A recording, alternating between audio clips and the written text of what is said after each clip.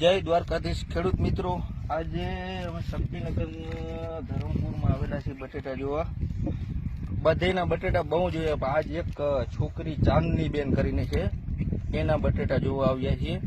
તો આ બટેટા ભાઈ બધાય માણસો એમ કહેતા હોય કે દીકરી હોય એ એક બાપ માટે બોજ છે, પણ આ છોકરી બાપ માટે બોજ નહીં, બાપની મોજ છે. તો આ બટેટાની અંદર તમામ પ્રકારની માવજત ચાંદની કરેલી. ચાંદની બરાબર બરાબર. દવા કોણ છાંટતું? હું છાંટું. દવા તું છાંટ, ચોઈપા તીએ તું ટ્રેક્ટર હલાવી લેસ. ભાઈ ઓલું ટ્રેક્ટર પીડ્યું બધું ચાંદની હલાવે, ટ્રેક્ટર પણ ચાંદની હલાવે. પછી દવા છાંટી લઈએ, પછી બટેટા વીણી લઈએ. તો હવે એવું કયું કામ રહ્યું કે આ છોકરી ના કરે? ચાંદની આપણે બધા એવું સાંભળેલું છે કે છોકરીઓ હોય એ આ ખેતી કરે તો એ નબળી ગણાય. તને એવું લાગે તું નબળી ગણાય? કાંઈ નબળું ના કહેવાય. છોકરીઓ કરે એ તો સારું, એના બાપ માટે બોજ ના કહેવાય. હા બરાબર છે ચાંદની. ચાંદની જો તને એટલે કહું કે ખેતી કરે ને એ છોકરી, આ ધારો કે ઓલી સ્કૂટીઓ લઈને બધી ફરતી નથી, એ બધી 5-5 હજારના પગાર વાળી છે. તો હવે આપણે આમાં બટેટા હતા ધારો કે 600-700 મણ થાય, તો આ તારા બટેટા 600 થી 700 મળે તો 1.5 લાખ ની ઉપર થાય. તો ચાંદની ત્યાં ખાલી 2 મહિનાની અંદર 1 લાખ રૂપિયા ચોખ્ખા, આમ તો બધા તમામ ખર્ચો 1.25 લાખ રૂપિયા કમાણો. ઈ 12 મહિના જાય ને તો એને 12, 50, 60 અને સ્કૂટી નું ઓલું પેટ્રોલ કાઢે એના કેટલા વધે 50,000. ઈ ખાલી સીન મારે છે.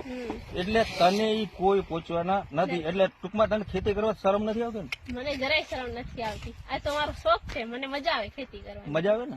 તો આ છોકરીઓ અમુક ને એમ થતું હોય કે આ ખેતી કરે એટલે છોકરીઓને કઈ ખબર નથી પડતી. તને બધી ખબર પડે કે ના પડે? ટોટલી ખબર પડે. કદાચ ગામમાં ખરીદી કરવા જાય તને ખબર ના પડે એવું કઈ? ખબર પડે ને, કોણ કે ખબર ના પડે? તો આ બધા ટૂંકમાં શું છે, ઘણા એમ કહેતા હોય કે આ ખેડૂતની છોકરી હોય ને તો ખેડૂતની છોકરીઓને કઈ ખબર ના પડે, તો મોગા જેવી હોય.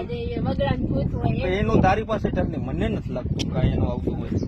કેમ કે તને આમાં લગભગ તો ચાંદની આ દવા જયારે છાંટવાની થાય ત્યારે લગભગ તું જોવા તું જ આવતી હોય છે. હા, હું જ આવું છું. કે આમાં તને ટૂંકમાં થોડુંક એવું હોય કે ભાઈ પપ્પા આ છે ને આ છે, આ બોલમાં આ નબળાઈ છે, આવી ગયું છે, એ બધું જોવા. હા એટલે કહું ને. અને ટૂંકમાં તને આમ થોડુંક બટેટાની અંદર બગાડ દેખાય, તું તાર પપ્પાની વાત કર. પપ્પાની વાત કર. ભાઈ ખાલી એક તમે વિચાર કરો, આ છોકરી કેટલી હોશિયાર છે. કેમ કે દવા પણ એની છાંટેલી છે, પાણી પણ એનું વારેલું છે, બટેટા કાઢે છે, એના પપ્પાને દરરોજ પૂછે હું ભાવ હોય, એટલી બધી સિરિયસથી ખેતીની અંદર છે. તો આ છોકરી જે સિટીની અંદર ધારો કે નોકરી ને જોબ ને નાના નાના કરતા હોય તો એનાથી આ છોકરી કઈ રીતના નબળી ગણાય? એટલે તું કોઈ બી આમ મનની અંદર એવું વિચારતી નહીં કે આપણે આ છોકરીઓ બીજી આ સિટીમાં, ઈને એમ કે સિટીમાં સ્કૂટી એને ખબર ના હોય કે ચાંદની તો ટ્રેક્ટર હલાવે. ગાડી કઈ ચલાવસ તું?